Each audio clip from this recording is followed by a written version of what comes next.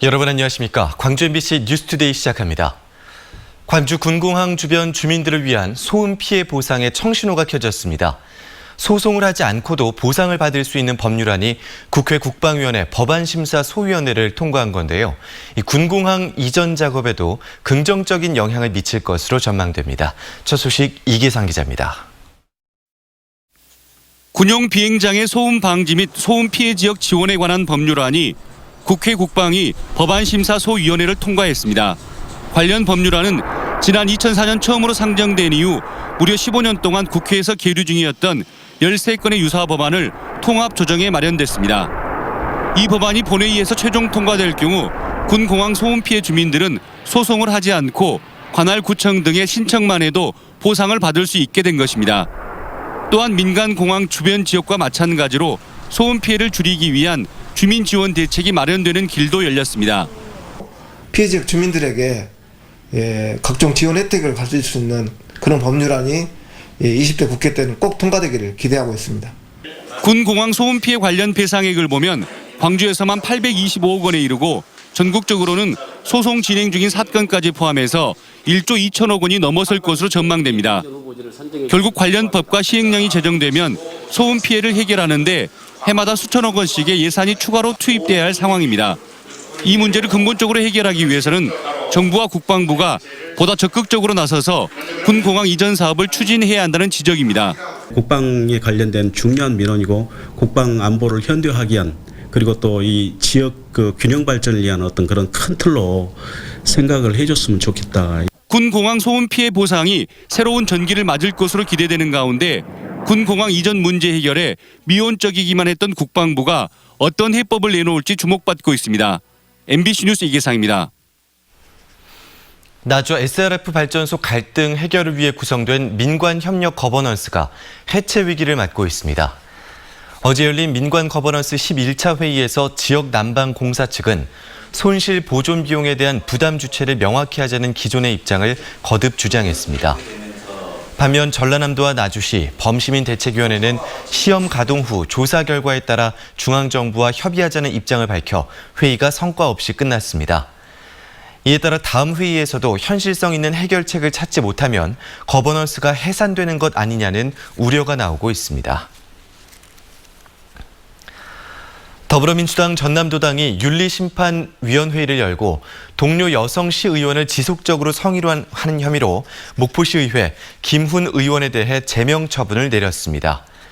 또 성폭행 피해자에게 2차 가해를 한 혐의로 징계 청원이 접수된 여수시 민덕희 의원에 대해서도 제명 처분을 내렸습니다. 윤리심판원은 두 의원의 행위가 여성 비하와 성폭력을 금지한 당 윤리규범을 명백히 위반해 최고 수위인 제명 처분을 내렸다며 선출직 공직자의 비리에 대해서는 앞으로도 무관용 원칙으로 대처하겠다고 밝혔습니다. 오늘은 절기 대서입니다. 이 대서에는 더위 때문에 염소뿔도 녹는다라는 속담이 있을 정도로 정말 더위가 심한 시기인데요. 오늘이 절기답게 무더운 날씨가 이어지겠습니다. 오늘 오전 10시를 기해 광주와 전남 7개 시군에 폭염특보가 발효되겠고 특보가 내려진 지역을 중심으로 낮 기온이 33도 안팎까지 올라 덥겠습니다. 어린이와 노약자는 특히 낮 시간대 야외 활동을 가급적 삼가시는 게 좋겠습니다. 어제에 이어 오늘도 소나기가 지나겠습니다. 낮 기온이 높게 오르는 지역을 중심으로 대기 불안정으로 인한 소나기가 지나겠는데요. 예상되는 강수량은 낮 12시부터 오후 6시 사이 전남 내륙 지역에서 5에서 40mm가량이 되겠습니다.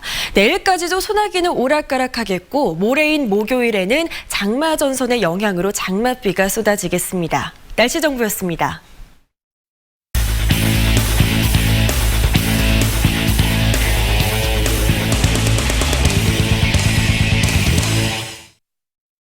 사전 예매 매진을 기록하며 이번 세계 수영대회에서 가장 기대를 모았던 하이다이빙이 사흘간의 열전에 들어갔습니다.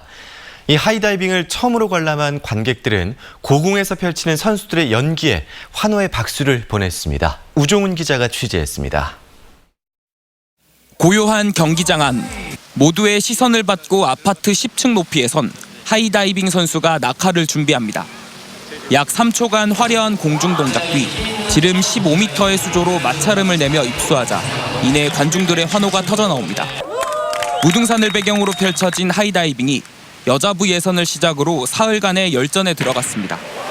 일찍이 입장권 예매가 매진됐을 만큼 수영대회 인기 종목인 하이다이빙. 관람객들은 무더운 날씨에도 경기장을 찾아 선수들의 아찔한 다이빙에 환호를 보냈습니다. 어릴 때 TV에서만 보던 다이빙 장면을 실제로 눈으로 보니까 되게 신기하고 더 멋진 것 같아요. 미처 입장권을 구하지 못한 관람객들은 밖에서 경기를 보며 아쉬움을 달랬습니다. 저 높은 곳에서 올라가지도 못할 텐데 저렇게 할 수 있다는 게 정말 대단하네요. 근데 점수가 좀 궁금하네요. 이번 대회 하이다이빙에는 여자 선수 13명, 남자 선수 22명이 출전해 남녀 각각 1개씩 걸린 금메달을 놓고 겨룹니다. 여자 선수는 20m, 남자 선수는 27m에서 뛰어내리는 하이다이빙 경기는 4라운드까지 경기 결과를 합산해 우승자를 결정합니다. 첫날 펼쳐진 1, 2라운드 예선전에서는 지난 대회 우승자인 미국 스티브 로브가 1위를 기록하며 대회 2연패 도전에 나섰고 여자부에서는 멕시코의 아드리아나 히메네즈가 1, 2라운드 1위로 반환점을 돌았습니다. 한편 경기장과 관람석이 야외에 설치된 탓에 일부 관람객들은 땡볕과 높은 습도 때문에 경기를 보기 힘들다며 불만을 토로했습니다. 무슨 그늘막이 하나라도 있는 줄 알았거든요. 근데 너무 더워갖고 막 토하고 금방 쓰러져 죽을 것 같아서 한 1분은 좀 더 한 5분이나 있다가 둘이 내려와 버렸어요. 인기 종목인 하이다이빙의 시작으로 대회 중반 본격 인기몰이에 나선 광주 세계 수영 선수권 대회. 관람객들은 한 마리 새를 연상케 하는 선수들 연기를 보며 하이다이빙의 매력에 빠졌습니다. MBC 뉴스 우종훈입니다. 한편 전 국민의 관심을 받은 여자 수구 대표팀의 경기는 모두 마무리됐습니다. 오전 전패를 하면서 3개의 벽을 실감하긴 했지만 목표했던 한 골을 초과 달성하며 아름다운 도전을 마무리했습니다. 송정근 기자입니다. 0대30 세계 수영대회에 처음 출전한 우리나라 여자 수구 대표팀이 쿠바와의 마지막 경기에서 거둔 결과입니다. 예선 5경기를 모두 진 여자 수구 대표팀은 경기가 끝난 뒤 서로를 부둥켜 안고 한동안 눈물을 훔쳤습니다. 개최국 자격으로 출전권을 얻어 대회 2달 전에야 팀을 꾸린 수구 초보생들. 젖먹던 힘을 다해 싸웠지만 세계의 벽은 너무도 높았습니다. 무엇보다 이번 대표팀이 해체되고 나면 더 이상 수구 경기를 할 수 없을지도 모른다는 생각에 아쉬움이 큽니다. 만약에 이게 계속 연결이 된다면 저는 수구를 더 하고 싶은 생각이 있습니다. 그래서 전남에 내려가서도 지금 뭐 수원이나 인천 같은 경우 클럽팀을 꾸려서 하고 있는데 그것까지 제가 한번 목표로 생각해서 그래도 1승이 아닌 한 골을 목표로 대회에 출전해 5경기에서 6골을 넣었으니 목표는 초과 달성한 셈입니다. 세계적인 선수들이랑 이렇게 겨뤄서 저희가 이만큼 한 거에 정말 감사하고 다들 진짜 엄청난 차이가 나면 포기하고 싶었을 법도 한데 아무도 그런 마음 없이 끝까지. 우리나라 선수들의 아름다운 도전은 경영 종목에서도 이어졌습니다. 개인 통상 7번째로 세계 수영 선수권 대회에 출전하고 있는 광주시 체육회 백수연 선수는 여자 평영 100m 예선에서 21위에 그쳐 16명이 출전하는 준결승 진출에 실패했습니다. 지난달 여자 배영 100m에서 한국 신기록을 세운 임다솔 선수는 0.2초 차이로 준결승에 진출하지 못해 아쉬움을 더했습니다.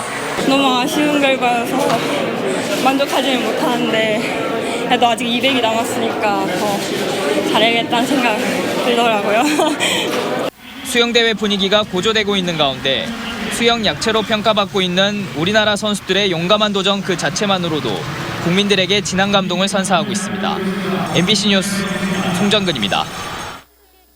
김서영 선수는 개인 혼영 200m에서 아쉽게도 메달 획득에 실패했습니다.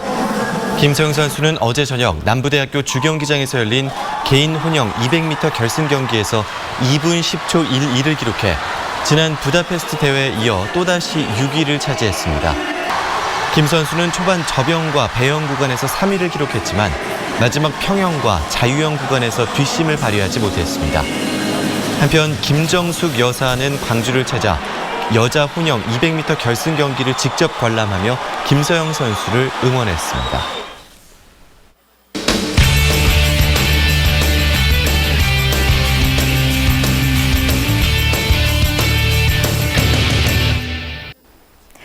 놓치면 아쉬울 2019 광주 세계수영선수권대회 소식들과 경기 일정을 알려드리는 투데이 다리 영역 시간입니다. 오늘은 어떤 경기들이 우리를 즐겁게 해줄까요? 세계 무대에 처음으로 선 남자 수구 대표팀이 오전 8시 남부대 수구 경기장에서 뉴질랜드와의 15위, 16위 결정전에 나섭니다. 이번 대회에서 한국 수구의 마지막 경기를 볼 수 있는데요. 목표 1승을 달성할 수 있을지가 관심사입니다. 세계 수영대회 최고 인기 종목이죠. 하이다이빙 여자부 3, 4라운드가 12시 조선대 하이다이빙 경기장에서 펼쳐집니다.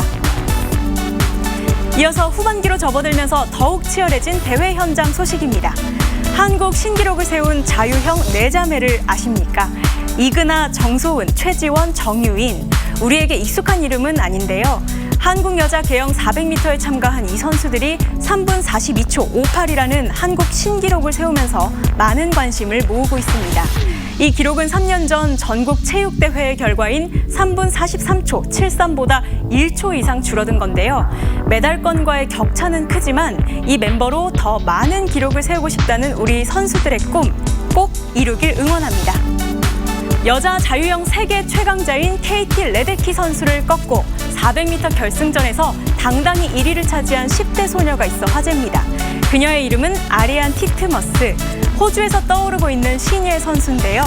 3분 58초 76이란 기록을 세우며 레데키와는 1초 21 차로 승리했습니다. 이번 대회 최대 이변으로 꼽히는 경기를 펼친 건데요. 세계선수권대회 2번째 출전 만에 개인전에서 금메달을 획득한 티트머스.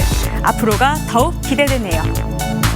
2016년 리우데자네이루 올림픽에서 진기한 기록을 세운 두 선수가 있습니다.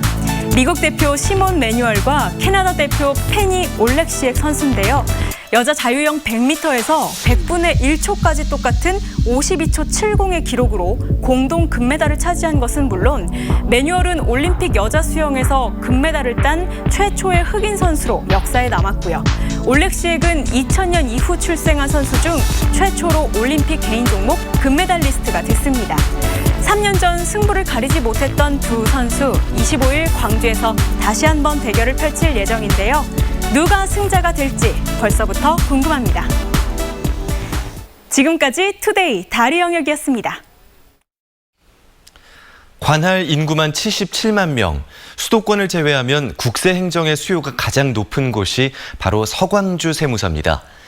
이러다 보니 먼 거리 때문에 이용이 불편했던 납세자들이 많았는데요. 내년부터는 세무서가 신설이 되면서 이 같은 불편도 사라질 전망입니다. 이재원 기자입니다. 서광주 세무서의 광산지서입니다. 지난 2017년 4월 문을 연 뒤 하루 평균 80명 가까운 민원인이 이용하고 있습니다. 개인 납세에서 부가가치세까지 이용자들의 문의도 다양합니다.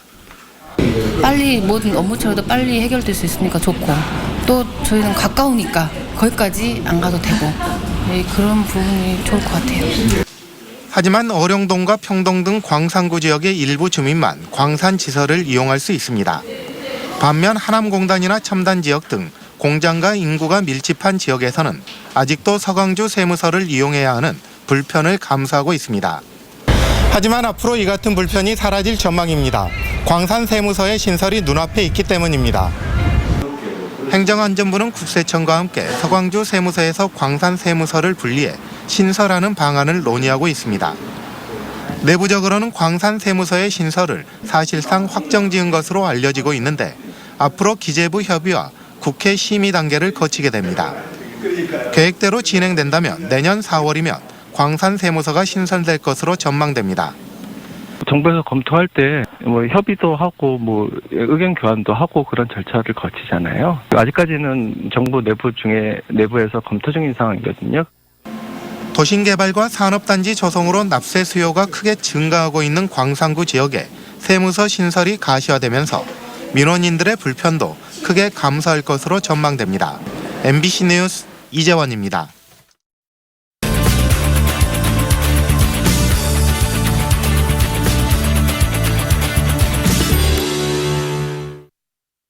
지난주 한국은행이 경제성장률 전망치를 2.2%로 낮추고 기준금리도 1.75%에서 1.5%로 인하했습니다.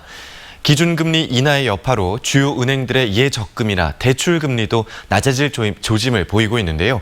이 기준금리 인하가 우리 지역에는 어떤 영향을 미칠지 정진석 경제평론가와 이야기 나눠보겠습니다. 안녕하십니까? 네, 안녕하세요. 네, 먼저 한국은행이 기준금리를 낮추게 된 배경을 짚어주시죠. 네, 이번 금리 인하는 좀 심각하게 좀 봐야 될 것 같습니다. 우리나라가 미국보다 선제적으로 지금 먼저 단행을 했는데요. 네. 먼저 이제 대외적인 여건을 좀 보자면은 미국도 역시 금리 인하를 예고한 상황이고 기본적인 미중 간의 무역 분쟁이 지속적으로 지금 불확실성을 더해주고 있는 상황에 아시다시피 한일 무역 분쟁까지 지금 겹쳐진 상황입니다. 네. 그러니까 이러한 불확실성이 가져는 최악의 대외적인 여건이 하나의 원인이 될 거고요. 네. 두 번째 국내 상황을 보자면은 뭐 수출, 투자, 고용, 소비 전 분야에 걸쳐서 지금 마이너스 성장을 기록하고 있습니다. 네. 특히 수출 같은 경우는 작년 12월부터 7월까지 마이너스 성장을 지금 지속적으로 하고 있는 상황이 네. 아무래도 한국은행 쪽으로는 부담을 좀 많이 느낀 것 같아요. 그래서 선제적으로 금리를 인하하게 된 배경이 이 두 가지에 있지 않나 지금 그렇게 보고 있습니다. 네, 국내외 여러 경제 또 외교적 여건이 이런 금리 인하 배경이 됐다는 말씀이었고요. 그런데 앞에서 정부가 발표한 그 분양가 상한제 있지 않습니까? 네, 그렇습니다. 이건 부동산 가격 억제 정책이고요. 네. 또 이번 금리 인하는 뭐 대표적인 경기 부양책으로 꼽히지 않습니까? 네, 그렇습니다. 이 두 가지 정책이 병행이 될 때 어떤 영향이 생길까요? 일단 다들 지금 우려하시는 것들이 지금 현재 현 정부 취임 이후부터 지금까지 대부분의 정책들이 금리 인상이 즉 경기가 좋을 때 쓰는 정책들이 지금 대부분입니다. 근데 뭐 앞서 말씀드렸지만 분양가 상한제와 같은 규제 정책과 금리 인하와 같은 이제 경기 부양책이 동시에 써진다면 과연 어떠한 지금 내용들이 나오는데 여기서 가장 중요한 것은 실질적인 어떤 신용 정책과 금융 규제 완화 정책이 나오지 않는다 하면은 아무래도 경기를 부양하는 데 좀 한계가 있지 않나 지금 그런 좀 나오게 금리 인하로 인해서 좀 심리적으로 좀 온기가 좀 퍼진 상황에서 이렇게 규제 정책이 철거되지 않고 지속적으로 나온다고 하면 좀 반감되지 않을까 많은 전문가들이 이렇게 생각하고 있고요.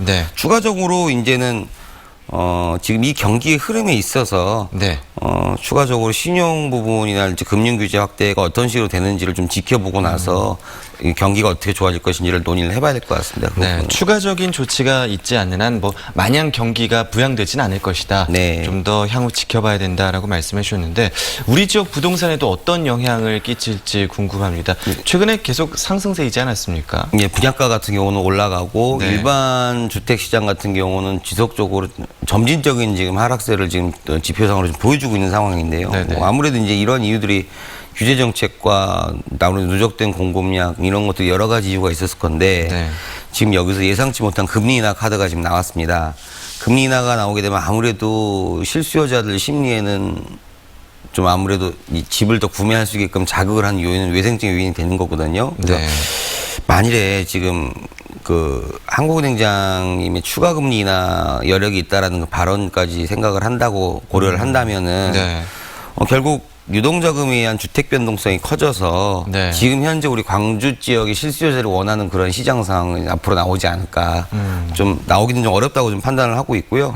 점점 더 양극화는 심해지고 선호 지역과 분양 물량들 그리고 일부 인기주택들을 한해서 다시 한번 가격 반전이 일어날 수 있는 그런 상황을 염두에 두시는 것이 맞다고 보여집니다. 네, 말씀대로 이제 뭐 4분기에도 한 차례 더 뭐 금리를 인하할 수도 있다라는 이야기까지 있었는데 금리 인하에 따라 자산 관리를 어떻게 해야 되나 고민인 분들도 많으실 것 같습니다. 좀 질문의 폭이 넓긴 하지만 간단하게 이럴 때는 자산을 이렇게 유지하는 것이 좋다라고 좀 정리를 해주시면 좋을 것 같은데요. 기본적으로 지금 대출을 받으신 분들 고민이 많으실 것 같아요. 3년 이상 대출 받으신 분들은 다음 달부터 은행 직접 가셔가지고 기존 한도를 유지하는 조건으로 대출을 갈아타신다 하면 DSR 규제도 피해가고 하니까 이자가 좀 더 낮아질 수 있는 가능성이 농후하니까요.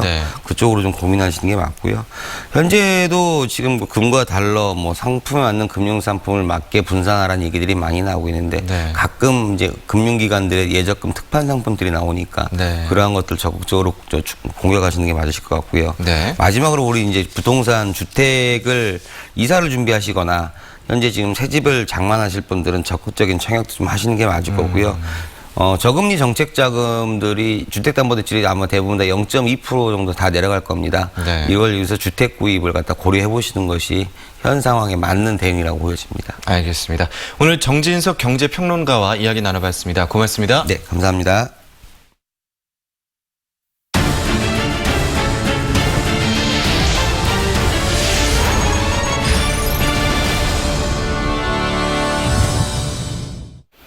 교내 성비위 의혹을 고발했다가 스스로 목숨을 끊은 교무 행정사에 대해 노동단체가 산업재해 승인을 요구했습니다. 전국 여성노동조합은 어제 기자회견을 열고 장성의 한 사립고에 근무하던 교무 행정사 29살 정모 씨가 지난해 말 같은 학교 교사의 성비위 의혹을 고발한 뒤 당사자에게 괴롭힘을 받다 목숨을 끊었다며 이는 공직자의 업무 행위 중 발생한 사고인 만큼 산재를 승인하라고 주장했습니다. 광주 지역 학교 비정규직 노동자들이 어제 기자회견을 열고 2차 총파업을 예고했습니다. 광주 학교 비정규직 연대회의는 1차 총파업 이후에도 교육당국은 한 발짝도 진전된 안을 내놓지 않고 있고 누구도 책임 있는 자세로 교섭에 나서지 않고 있다고 성토했습니다. 연대회의는 2차 총파업 시기를 구체적으로 밝히진 않았지만 현실적인 여건상 2학기 개학 이유가 될 것으로 보입니다.